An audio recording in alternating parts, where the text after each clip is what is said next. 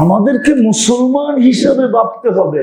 নবী রাসূল আয়েশা এটাই বুঝিয়েছে, তুমি মুসলমান হিসাবে ভাবো, তুমি মানুষ হিসাবে ভাইবো না।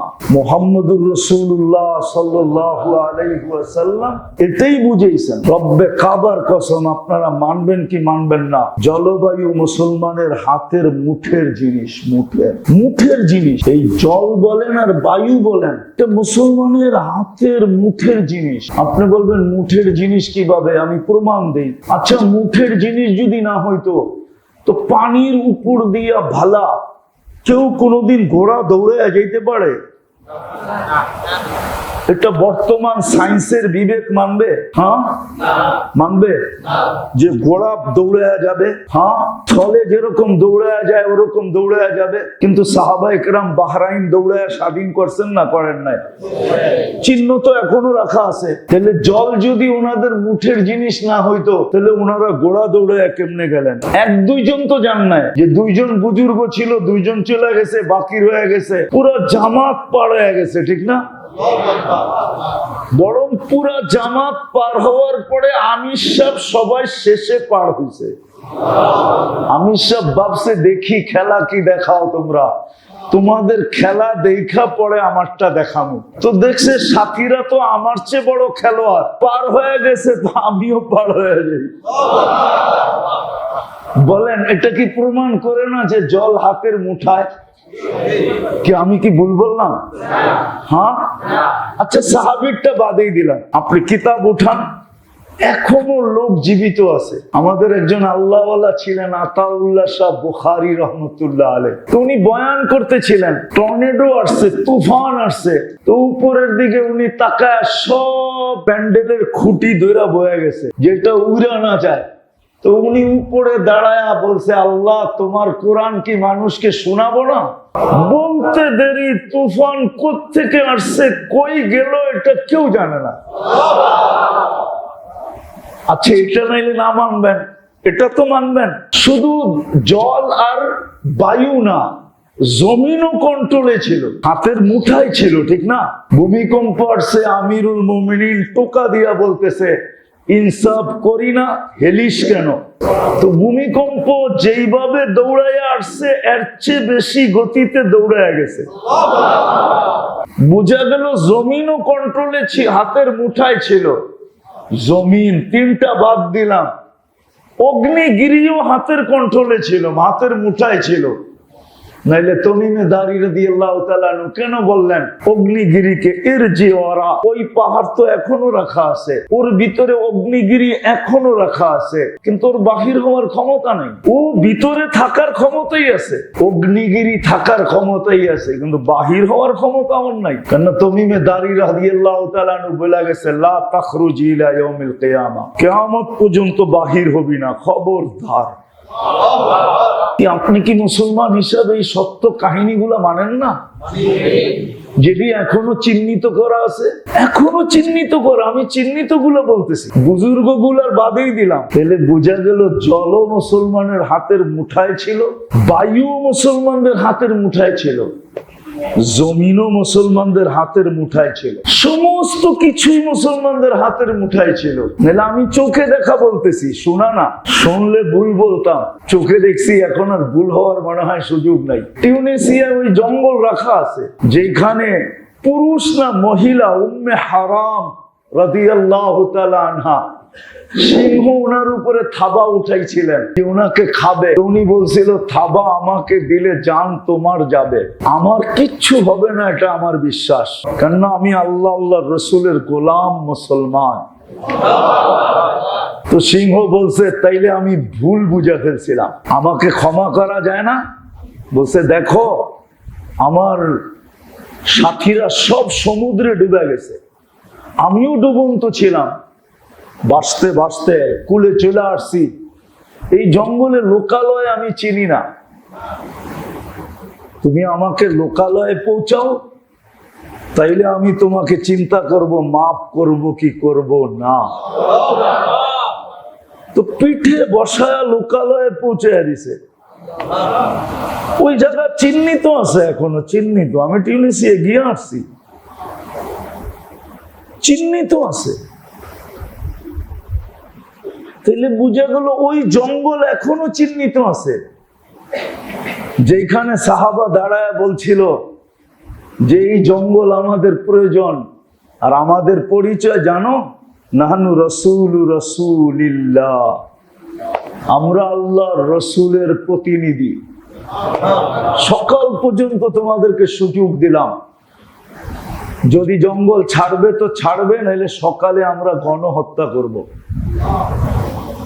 তো যখন জঙ্গল ছেড়া দিয়ে শহরের দিকে যেতে শুরু করছে, তো সাহাবায়ে কেরামের এই কেরামতি দেখা টিউনিসিয়া এমনি এমনি স্বাধীন হয়ে গেছে, যেখানে 12,000 সাহাবীর কবর আছে। ওই জঙ্গল এখনো রাখা আছে, ওইখানে মসজিদ রাখা আছে। চলেন আমি দেখায় নিয়ে আসি, কিন্তু 1 বছর অপেক্ষা করতে হবে। তাইলে ওনারা যেই দিন ঘোষণা দিছিল, যেই মুহূর্তে দিছিলেন, ওই মুহূর্তে জঙ্গলের সমস্ত প্রাণী ওইখানে আসে, আর কানগুলা আকাশের দিকে উঁচা করা, মাথাটা আকাশের দিকে করে দাঁড়ায় থাকে। তো আমি জিজ্ঞেস করছি কেন করে, তো বলছে জানি না। আমি বলছি কিতাবে পাই নাই, কিন্তু আমার মন বলে মনে হয় ওরা ওই ধ্বনি এখনো শোনে। যাদের হাতের মুঠায় ছিল, বায়ু যাদের হাতের মুঠায়, জল যাদের হাতের মুঠায়, পাল্টায় না।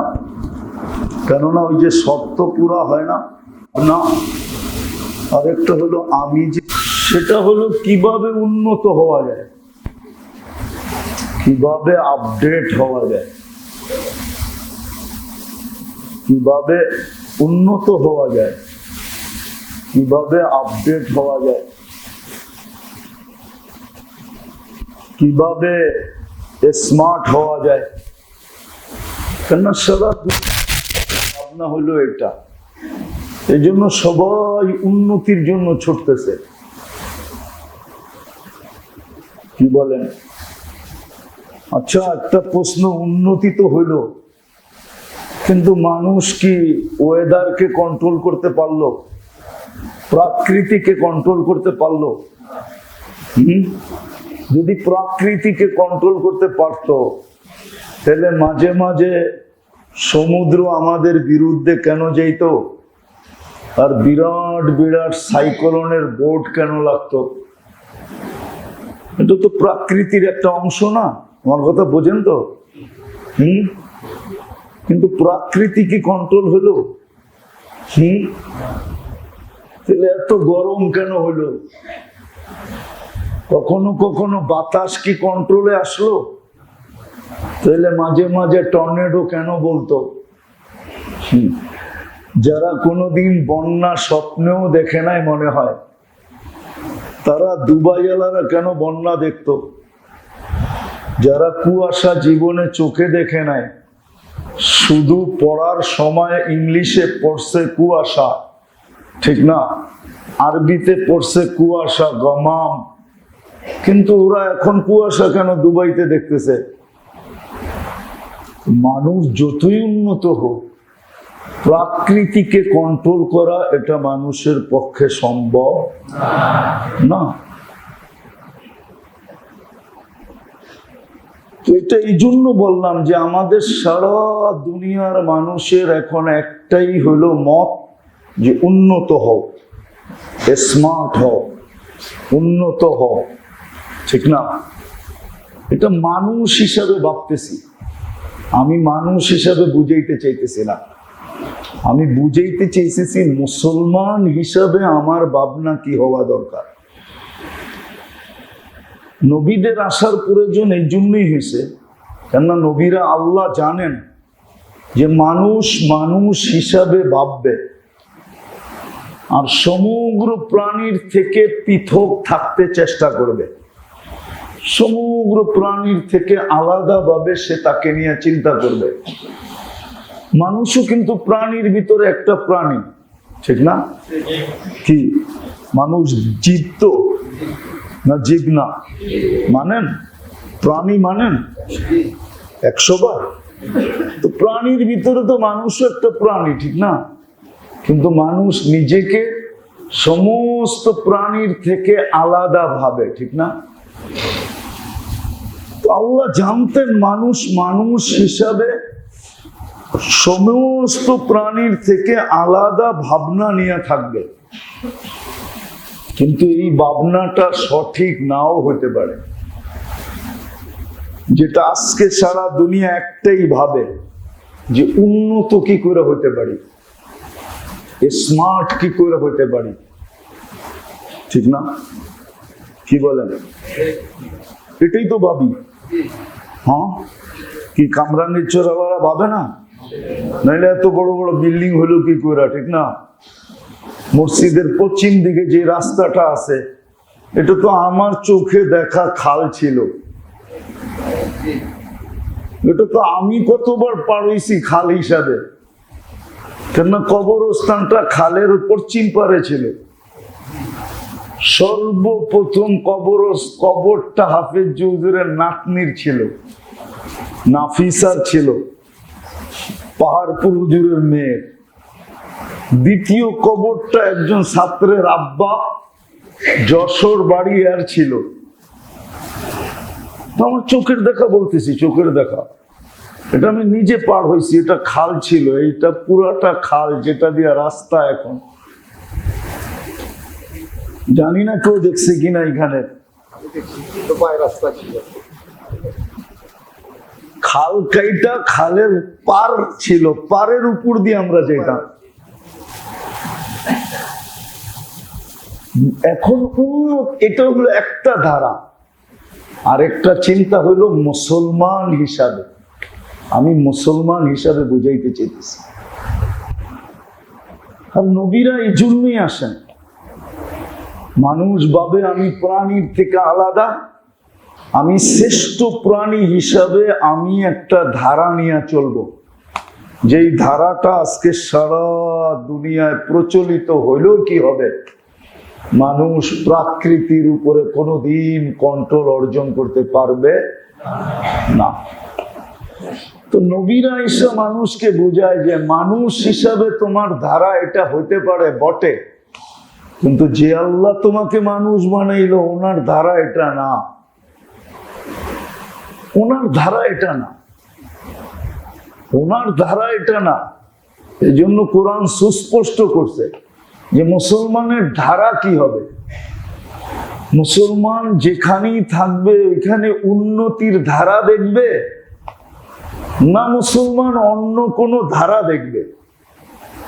তো কোরআন বুঝাইছে, নবীরা বুঝাইছেন যে মানুষ তোমার জন্য, সমগ্র মানুষের একমতে যেই ধারা, ওই ধারা তোমার জন্য না, তোমার জন্য হলো দিনের ধারা।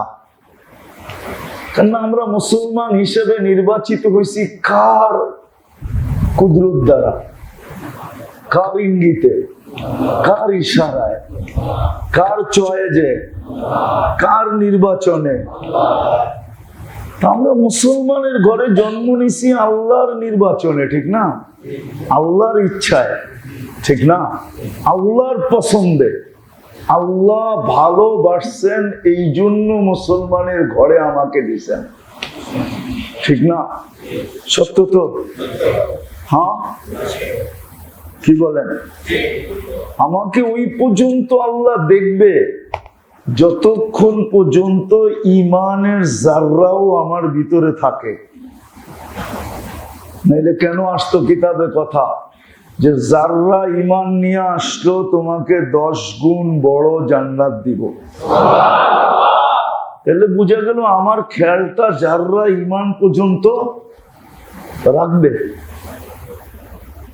যাররা ঈমান, তো ওই মুসলমান আল্লাহ আমাকে বানাইছেন। আমাদের চিন্তাধারা যদি সমগ্র দুনিয়ার মানুষের মতো হয়, মত অবলম্বীদের মতো হয়, বা মতবাদওয়ালাদের মতো হয়, তাইলে এটা কোনোদিন সমচীন হবে না। আমাদের চিন্তাধারা দুনিয়াওয়ালাদের চিন্তাধারা দেখা চিন্তা করলে হবে না। আমাদের প্রথম চিন্তা করতে হবে যে আল্লাহ, আল্লাহর রসুল, কোরআন, হাদিস, ইসলাম যে ইসলামে আল্লাহ আমাকে দীক্ষিত করলেন, নির্বাচিত করলেন, পছন্দ করলেন, চয়েস করলেন, আমাকে দেখতে হবে ওই আল্লাহ কোন ধারা বলে।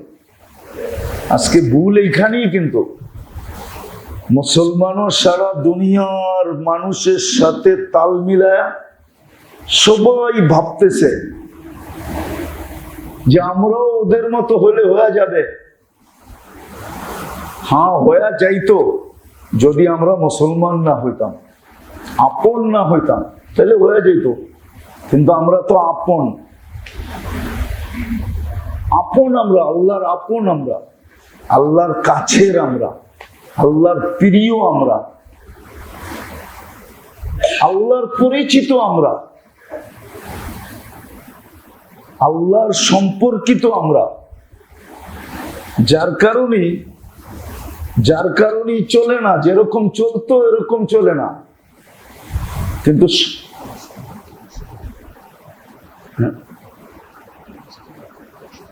কিন্তু বোঝা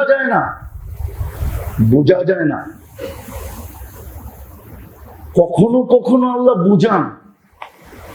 কিন্তু বললাম না, আফসোস তো এখানে এই চিন্তাধারাটা না থাকার কারণে মুসলমান হিসাবে ভাবে না বিদায়। আজকে আমরাও চিৎকার দিতেছি সুরে সুর মিলায়া যে জলবায়ু ঠিক না, জলবায়ু ঠিক না। এই জন্য জলবায়ু কন্ট্রোল করতে হবে আগে।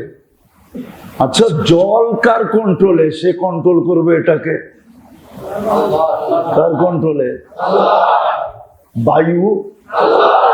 বায়ুমণ্ডল কার কন্ট্রোলে?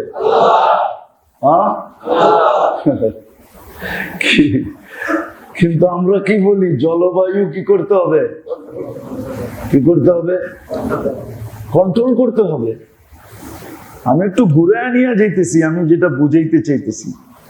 আশা করি ধ্যান দিয়ে শুনলে সবার বুঝে আসবে, নারীরও বুঝে আসবে, পুরুষেরও বুঝে আসবে, যুবকদেরও আসবে, বৃদ্ধদেরও আসবে। আর যদি বুঝে না আসলো আর বুঝতে চেষ্টা না করলাম, তাহলে বিরাট বড় একটা বিপদও হয়ে যাবে। হতে চলছে বিপদ, হতে চলছে। দুবাই যে বিপদ হয়ে গেল, আমাদের দেশে এই পর্যন্ত বন্যায় যতটুকু না হয়েছে, এক বন্যায় দুবাইতে এর চেয়ে কয়েক গুণ বেশি হয়েছে। কি বিশ্বাস হয় না? হ্যাঁ, আমাদের হইলে তো কি হয়, কিছু খড়কুটা বাইসা যায় আর কিছু কলা গাছ ভাঙ্গা যায়, কিছু টিনের ঘর ভাঙ্গা পড়ে, এটুকুই তো হয়েছে, ঠিক না? কিন্তু দুবাইতে কতটুকু ক্ষতি হয়েছে? অপেক্ষা করেন, 2 দিন পরে মিডিয়ায় আসবে, তখন আমাদের দেশেরটা নেটে মিলায় দেখেন যে এত বৎসরে যা ক্ষয়ক্ষতি না হয়েছে, এর চেয়ে বেশি ক্ষয়ক্ষতি একদিনে হয়েছে। কি আরো তো হইতেছে, এখন কুয়াশার কারণে হইতেছে। দ্বিতীয় সৌদিতে এখনো বৃষ্টি চলতেছে, ক্ষয়ক্ষতির মাত্রা এখনো বাড়তেছে। এরকম গরমে এই যে আপনাদের এসি গুলো আছে না, আর যদি 2 ডিগ্রি বাড়ে, তাহলে আপনাদের এগুলো সব চেঞ্জ করতে হবে। একটা 40-এর উপরে দেওয়া নাই সেন্সার, 40 থেকে 42 দেওয়া আছে। কেন এটি যারা বানাইছে আমি বলে দিয়ে গেলাম, বাকি আমি এগুলার কারিগর না, সত্য বলতেছি, মসজিদে বসে বলতেছি, তো যাই না শুই না বলতেছি। কেননা বাংলাদেশে 37-এর উপরে ওঠে না, বিদায় এগুলা 40, 42, 45-এর উপরে নাই সেন্সার। 40-45 হইলে এগুলো আর কাজ করবে না, চলবে কিন্তু কোনো ঠান্ডা হবে না, আবার চেঞ্জ করতে হবে। আসতেছে রমরমা ব্যবসা সামনে, কারিগরের ডাইকা নিয়ে আসবেন, ও মিষ্টি হাসি দিবে, 100 টাকার সেন্সার 10,000 টাকায় লাগায় দিবে, আর আপনিও বলবেন লাগায় দাও, ঠান্ডার দরকার। এখানে 42-এর উপরে একটাও লাগানো নেই।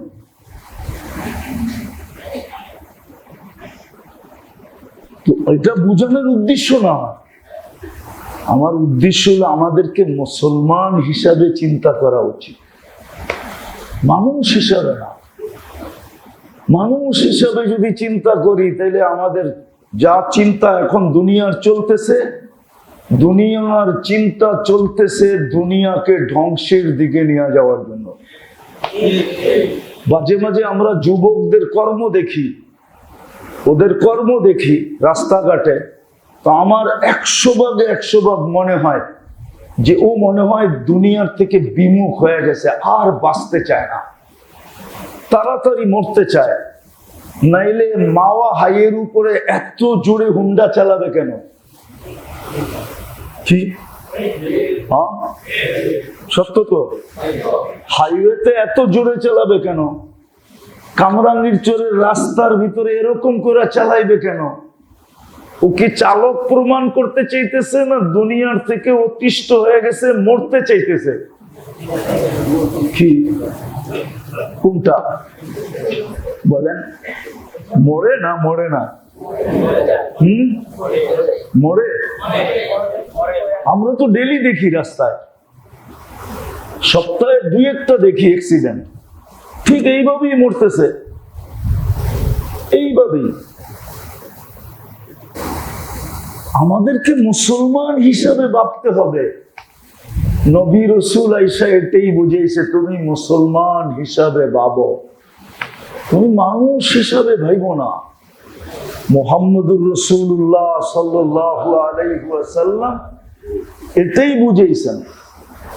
রব্বে কাবার কসম, আপনারা মানবেন কি মানবেন না, জলবায়ু মুসলমানের হাতের মুঠের জিনিস,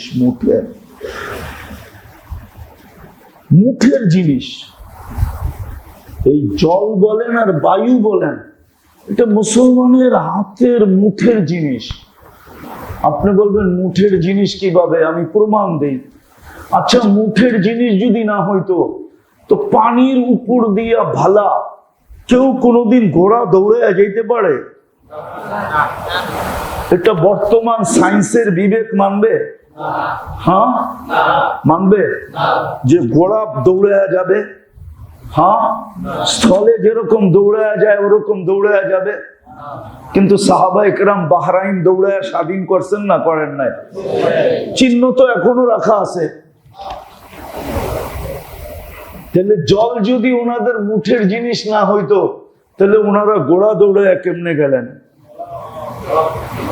1-2 জন তো জান নাই যে 2 জন বুজুর্গ ছিল, 2 জন চলে গেছে, বাকি রয়ে গেছে, পুরো জামাত পার হয়ে গেছে, ঠিক না? বরং পুরা জামাত পার হওয়ার পরে আমির সাহেব সবাই শেষে পার হয়েছে। আমির সাহেব ভাবছে দেখি খেলা কি দেখাও তোমরা, তোমাদের খেলা দেখা পরে আমারটা দেখানো।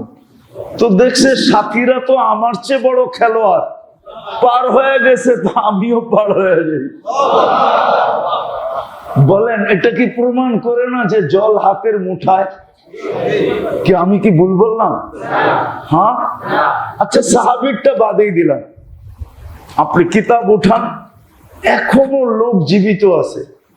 আমাদের একজন আল্লাহওয়ালা ছিলেন আতাউল্লাহ শাহ বুখারী রহমতুল্লাহ আলাইহি।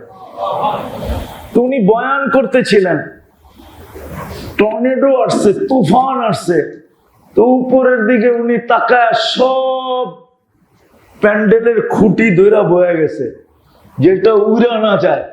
তো উনি উপরে দাঁড়ায়া বলছে, আল্লাহ তোমার কোরআন কি মানুষকে শোনাবো না?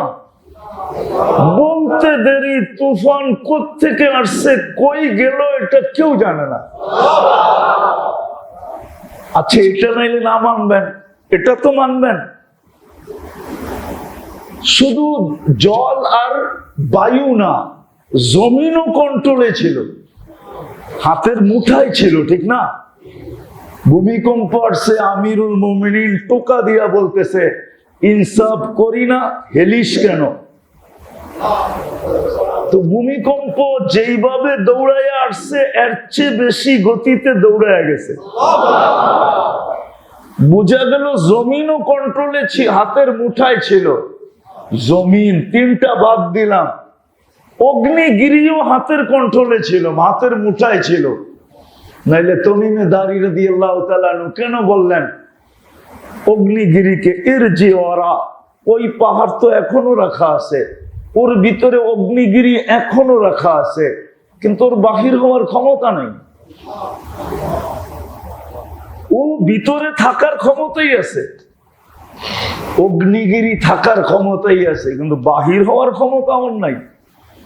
কেন তমিমে দাঁড়ি রাদিয়াল্লাহু তাআলা আনহু বলে গেছে লা তাখরুজি ইলা ইয়াউমিল কিয়ামা, কিয়ামত পর্যন্ত বাহির হবি না, খবরদার। কি আপনি কি মুসলমান হিসাবে এই সত্য কাহিনীগুলো মানেন না, যেটি এখনো চিহ্নিত করা আছে? এখনো চিহ্নিত করা, আমি চিহ্নিত গুলো বলতেছি, বুজুর্গ গুলার বাদেই দিলাম। তাহলে বোঝা গেল জল মুসলমানের হাতের মুঠায় ছিল, বায়ু মুসলমানদের হাতের মুঠায় ছিল, জমিনও মুসলমানদের হাতের মুঠায় ছিল, সমস্ত কিছুই মুসলমানদের হাতের মুঠায় ছিল। নাহলে আমি চোখে দেখা বলতেছি, শোনা না, শুনলে ভুল বলতাম, চোখে দেখছি, এখন আর ভুল হওয়ার মনে হয় সুযোগ নাই। টিউনিসিয়ায় ওই জঙ্গল রাখা আছে, যেখানে পুরুষ না মহিলা উম্মে হারাম রাদিয়াল্লাহু তাআলা আনহা সিংহ ওনার উপরে থাবা উঠাইছিলেন যে ওনাকে খাবে। তো উনি বলছিল থাবা আমাকে দিলে জান তোমার যাবে, আমার কিচ্ছু হবে না, এটা আমার বিশ্বাস, কেননা আমি আল্লাহ আল্লাহ রসুলের গোলাম মুসলমান। তো সিংহ বলছে তাইলে আমি ভুল বুঝে ফেলছিলাম, আমাকে ক্ষমা করা যায় না? বলছে দেখো আমার সাথীরা সব সমুদ্রে ডুবে গেছে, আমিও ডুবন্ত ছিলাম, বাঁচতে বাঁচতে কুলে চলে আসছি, এই জঙ্গলে লোকালয় আমি চিনি না, তুমি আমাকে লোকালয়ে পৌঁছাও, তাইলে আমি তোমাকে চিন্তা করব মাফ করব কি করব না। তো পিঠে বসায়া লোকালয়ে পৌঁছে দিছে, ওই জায়গা চিহ্নিত আছে, এখনো চিহ্নিত, আমি টিউনিসিয়া গিয়ে আসছি, চিহ্নিত আছে। তাহলে বুঝা গেল ওই জঙ্গল এখনো চিহ্নিত আছে, যেখানে সাহাবা দাঁড়ায় বলছিল যে এই জঙ্গল আমাদের প্রয়োজন, আর আমাদের পরিচয় জানো, নাহানু রাসূলু রাসূলিল্লাহ, আমরা আল্লাহর রসুলের প্রতিনিধি। সকাল পর্যন্ত তোমাদেরকে সুযোগ দিলাম, যদি জঙ্গল ছাড়বে তো ছাড়বে, নাহলে সকালে আমরা গণহত্যা করব। তো যখন জঙ্গল ছেড়া দিয়ে শহরের দিকে যেতে শুরু করছে, তো সাহাবায়ে কেরামের এই কেরামতি দেখা টিউনিসিয়া এমনে এমনে স্বাধীন হয়ে গেছে, যেখানে 12,000 সাহাবীর কবর আছে। ওই জঙ্গল এখনো রাখা আছে, ওইখানে মসজিদ রাখা আছে, চলেন আমি দেখায় নিয়ে আসি, কিন্তু 1 বছর অপেক্ষা করতে হবে। তাইলে ওনারা যেই দিন ঘোষণা দিছিল, যেই মুহূর্তে দিছিলেন, ওই মুহূর্তে জঙ্গলের সমস্ত প্রাণী ওইখানে আসে, আর কানগুলা আকাশের দিকে উঁচা কইরা, মাথাটা আকাশের দিকে কইরা দাঁড়ায় থাকে। তো আমি জিজ্ঞেস করছি কেন করে, তো বলছে জানি না। তা আমি বলছি কিতাবে পাই নাই, কিন্তু আমার মন বলে মনে হয় ওরা ওই ধ্বনি এখনো শোনে।